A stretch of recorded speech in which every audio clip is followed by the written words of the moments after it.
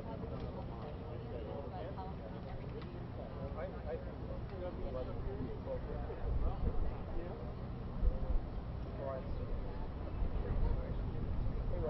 I call too?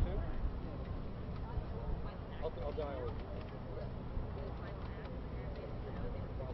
I mean, they know the role.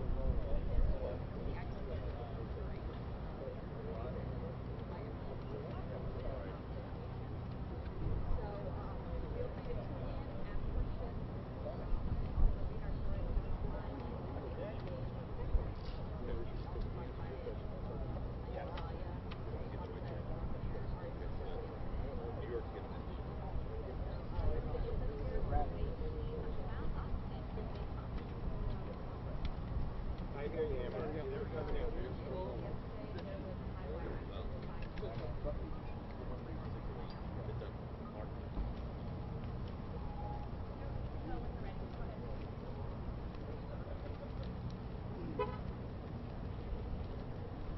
So good morning, everybody.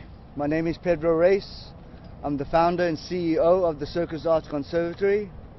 And as we are all aware, we had a tragic accident yesterday.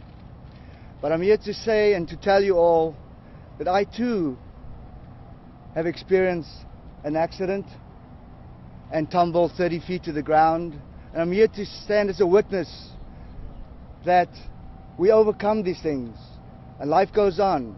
And yesterday, no fatalities, no permanent bodily injuries. Thank goodness. Everybody will recover. And that's the good news. I equate it to our tornado. And you're well aware that after a tornado, everybody comes together. And the circus is resilient, and circus artists are resilient. And the show will go on. Today, we have Nick Wallander to address questions that you might have. So please, ladies and gentlemen, Nick Wallander. Good morning, everybody. First thing I want to do is thank Jesus Christ, my Lord and Savior, for keeping us safe. Yes, there was an accident, and no, it wasn't His will. But the Word of God says that He works all things for good for those who love Him. And I can promise you that all of us that were there love Him. And there were definitely angels there.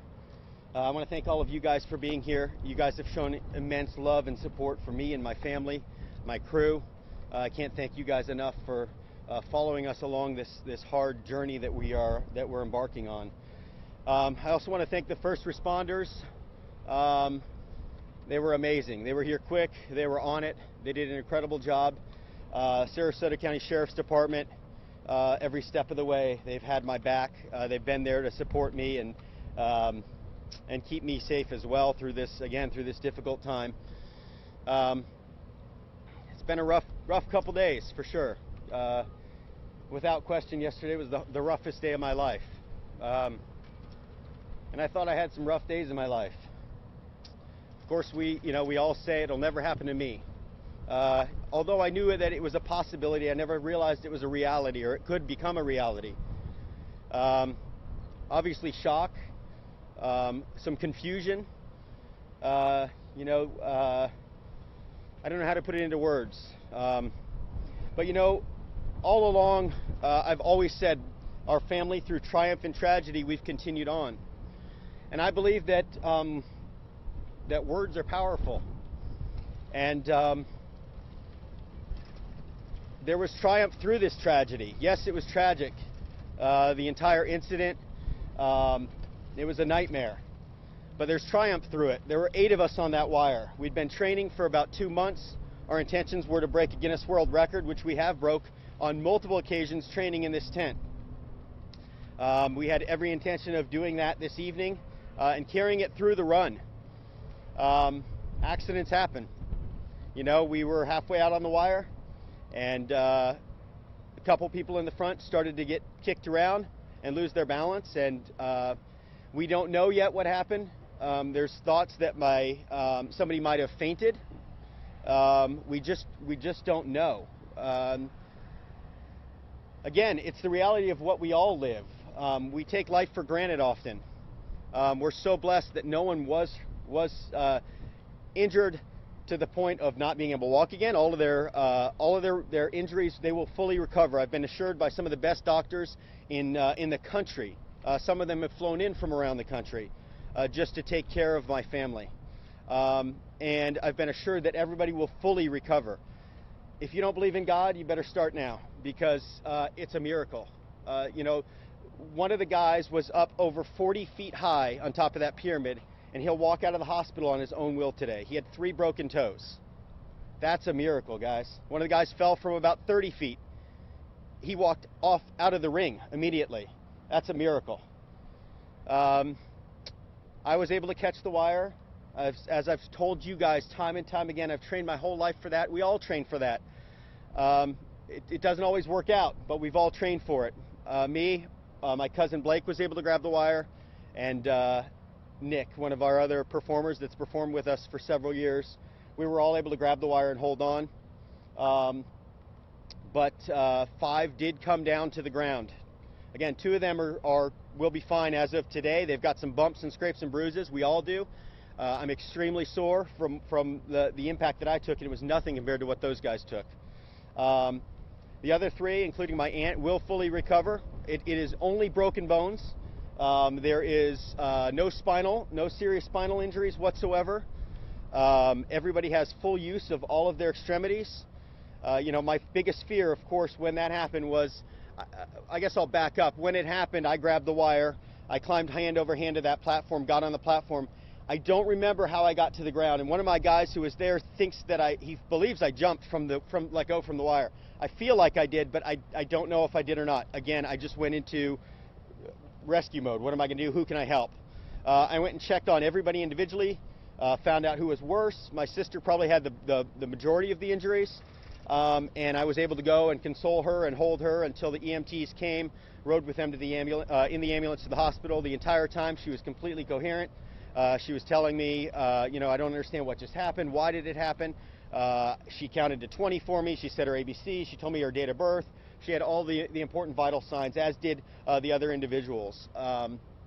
Again, there's 4 in the hospital right now. 1 will be released within the next couple hours, we believe. They're just checking his toes out to make sure that they're not going to want to put a cast on him whatsoever. But I was just there with everybody. I just spoke with everybody. And there's 3 words that I've lived by, and you guys know them well because all of you guys know me well, and they're never give up. And of course that goes through your mind. There's a struggle of what do I do? Do I perform tonight, or do I sit it out? So I decided to make that a decision of those that were in the hospital and the others that were on the wire with me.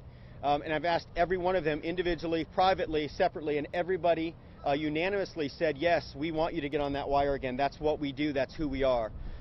So this evening I will be performing in this evening's show along with some of the other guys that were involved in that accident. You know, you always hear the show must go on. Again, it's hard for people to comprehend, but this is life. This is my passion. This isn't a job. This isn't a career. This is who I am. My great-grandfather said life is on the wire and everything else is just waiting. And that's the way we live. That's where I feel alive. So tonight's performance clearly will be in the honor of those that are injured. It is for them. It is also for my ancestors, many of them who lost their lives performing. You know, my great-grandfather was involved in that accident back in 1962 when the 7-person pyramid fell, where they weren't so lucky, and 2 of my uncles were killed and 1 was paralyzed from the waist down. We pray before every performance as a family. We're not all family direct, but I consider everybody in that act my family as much as anyone else. Maybe not blood related, but they're family. And I can tell you that prayer works. It does. God was surrounding us. It could have been much worse. Again, I want to be clear, it wasn't God's will that that accident happened in any way, but He will get the glory through this. You know, the fact that everybody is going to walk out of that hospital on their own will is a miracle in itself. That everybody's alive is a miracle. God was surrounding us. Again, it's going to be a road. Their injuries are all vary from broken feet, broken pelvis, broken, a couple areas of an arm broke, some facial fractures. but I'm assured by, again, these great surgeons that they will fully recover. Again, I don't know what else to say other than it's a miracle. The doctors said it's a miracle. You know, the head of surgery of emergency surgery, trauma surgery at Sarasota Memorial said people don't live from accidents like this. They were prepared, they set up a triage, they were prepared to accept 5 people that they didn't know if they were going to live. Everyone that went in that hospital was talking when they entered those doors and completely coherent. God watches over us. I think that's about all I have to say, but I will take some questions. I won't be doing any one-on-one interviews, not at this point.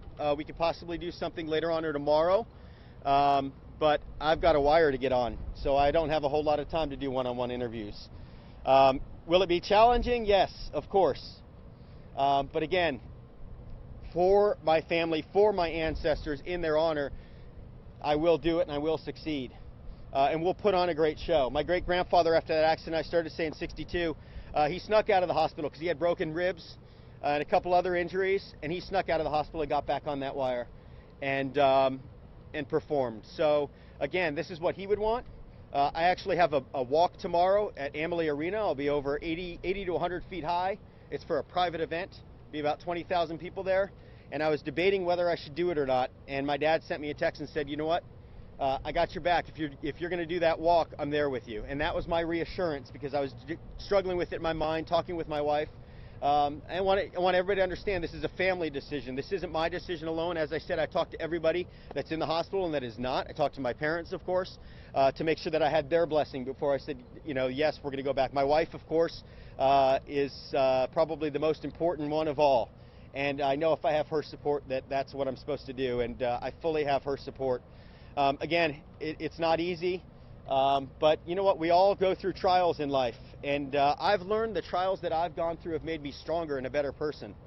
And I know that this situation will not only make me a better person and a stronger person, but hopefully inspire others. If you can't be inspired by somebody falling that high and living through it, then I don't know what will inspire you. I always have said that, you know, that I live by those 3 words, never give up. And again, I was talking yesterday, are you going to get back on that wire? And if I want to be an example to people that are struggling with cancer or that are dealing with financial struggles or marital struggles, and I'm telling them not to give up and I give up, then what kind of example am I? What kind of role model am I? I've been blessed with an amazing platform, and I choose to be a man of integrity and hopefully be an example to our next generations, that no matter what they face, to not give up. And that's my goal. That's been my goal in life. I said it recently. When I started walking the wire, it was about impressing girls and making money. It's not about that anymore. It's about inspiring people to do greater things, and that they can overcome any challenge. There's no legacy in impressing girls and money. That all goes away when you die. But if I can leave a legacy by maybe a lasting imprint in someone's mind, that through any challenge that you face, you can make it through, then I'm doing my job. And my life will outlive, my legacy will far outlive my life, and that's important to me.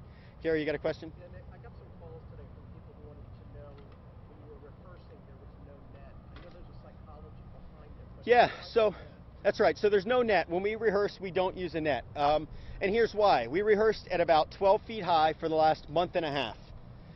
Yes, you can sustain injuries from 12 feet. Of course you can.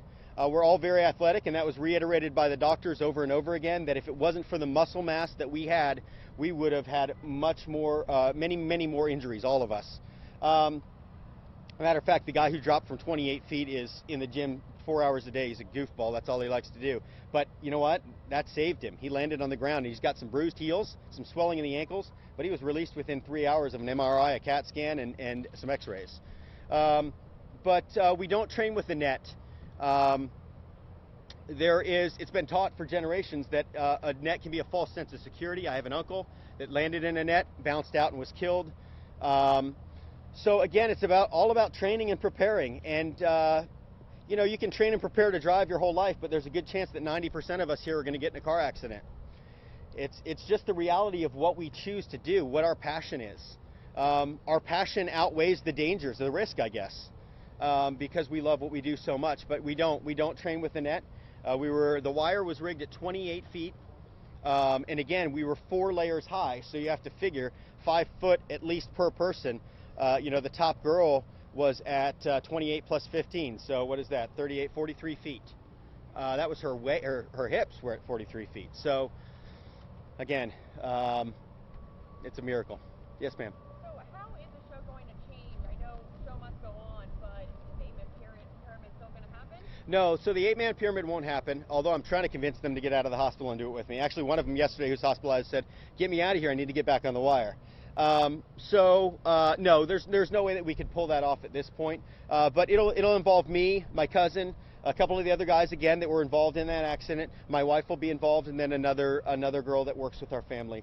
So it'll be a smaller act, but I can assure you that people will still be impressed by what they see.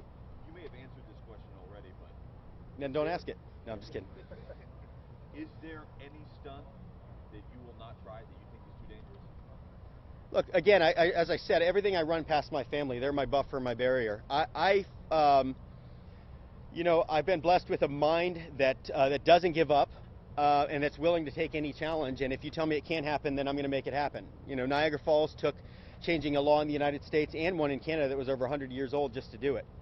I did it because they said I couldn't do it, and changed those laws, and I did it legit, and I did it with permission and with integrity and respect the entire time.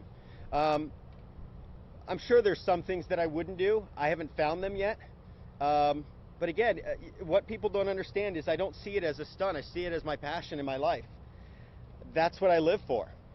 I live, die, eat, breathe, and sleep performing circus, wire walking. That's who I am. It's through and through. I can't, it's in my blood. 7 generations, 230 years of my family. It's who I am. Yes, Kim.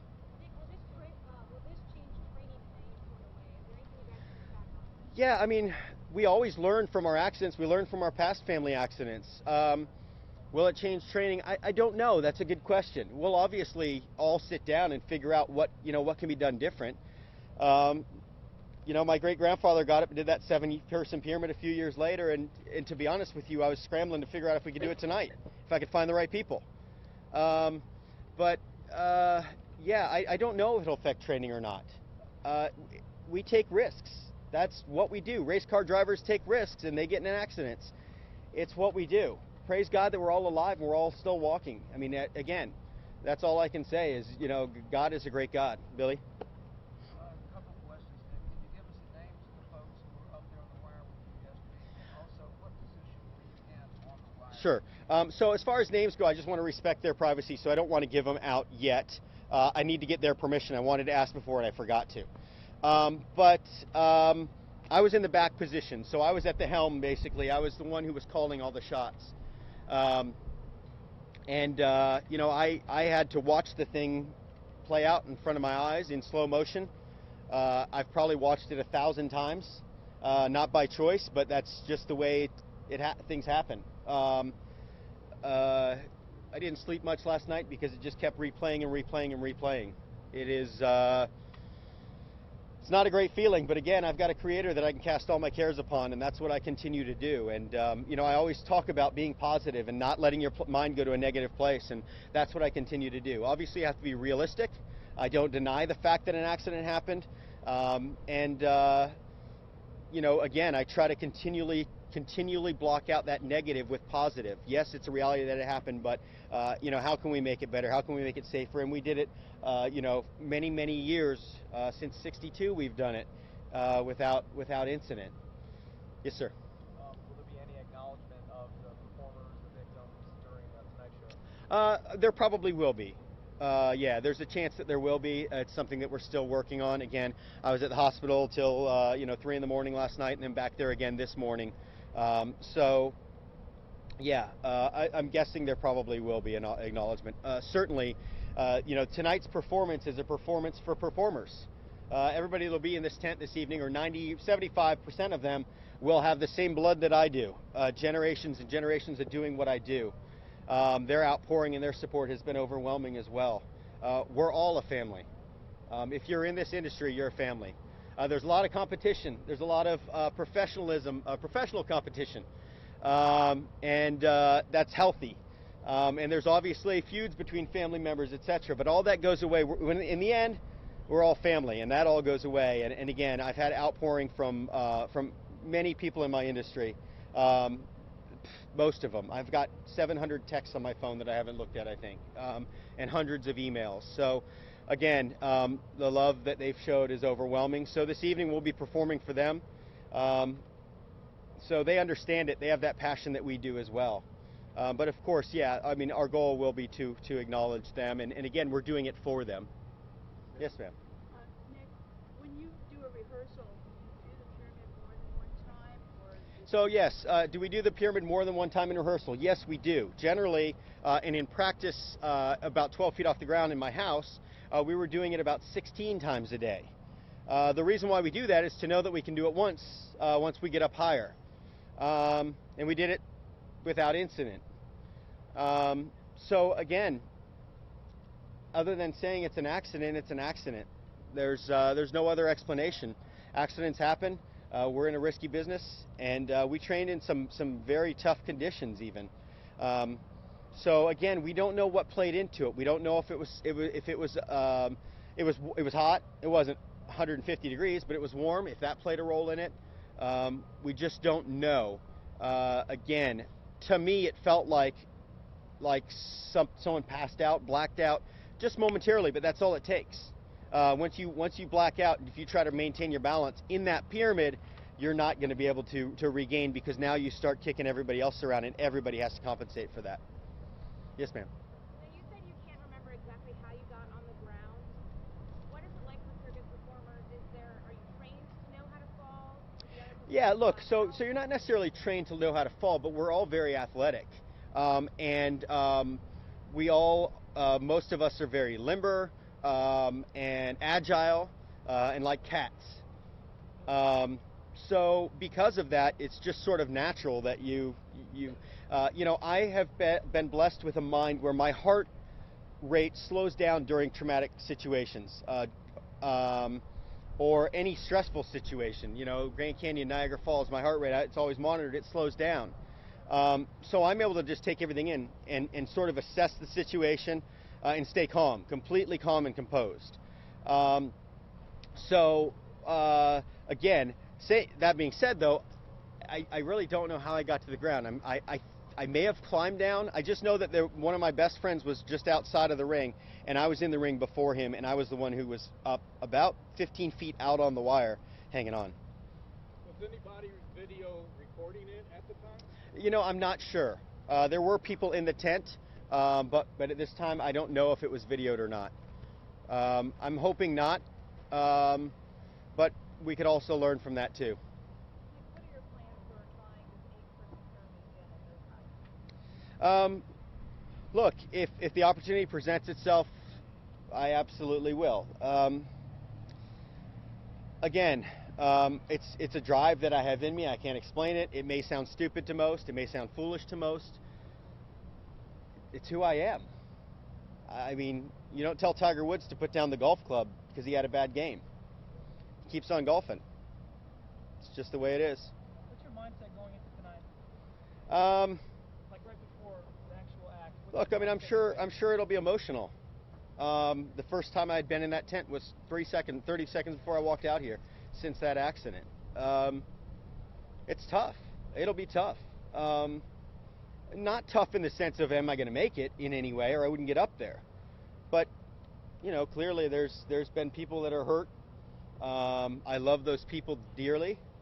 They're very close to me, and I'll be thinking about them. So that's why it'll be emotional. Yes. How many people that fell or were on the wire were part of your family? There were 4 on the wire that were part of my family, 4 of the 8, and 2 of them, the 2 females, were injured. Your aunt and sister? Correct. Yes. Were there any near mishaps in practice the last few weeks?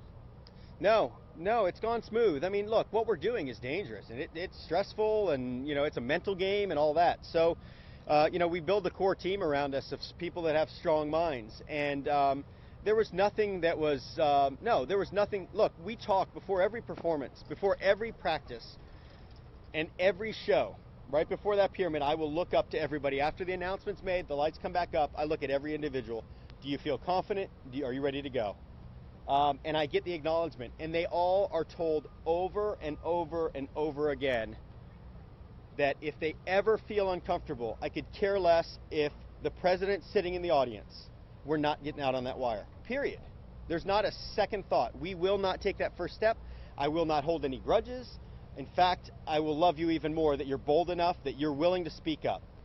So that's stressed over and over again. And everybody in the hospital has stressed, look, Nick, we all take these risks. We all know what risk we're getting into. We all do this because we love it, and this is part of taking that risk. They all acknowledge that. They all recognize that, and it's the reality of what we do. Yes, ma'am.